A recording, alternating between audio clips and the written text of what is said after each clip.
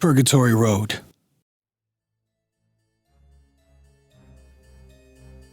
During August 2018, my friends and I took a road trip from New York City to Rhode Island.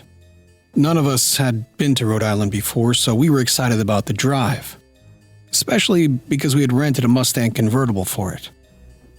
We left a little later than expected. It was about 10:30 p.m., and since it was a busy Friday night, we decided to punch our destination into the Waze traffic app to beat the traffic.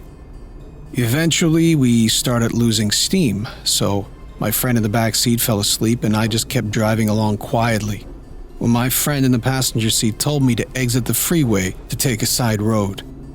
At first, driving on the unlit, winding back roads was relaxing, but then the wind picked up, and it got increasingly foggy and misty.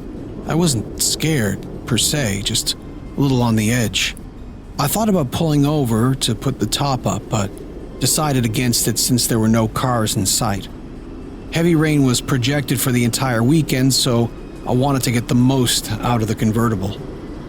So I kept going along as normal, if not a little too fast, to get back into the main roads as quickly as possible, when something just shifted.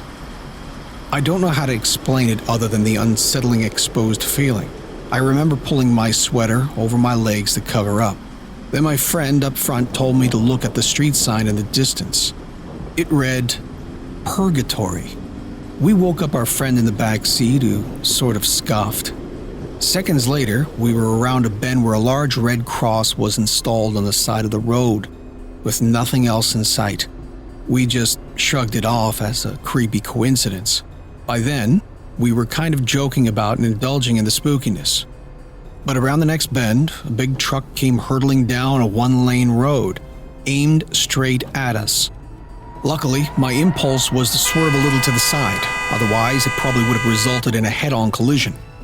My friend tried to get his license plate number, but he sped off, while my other friend found the quickest route away from this particular road.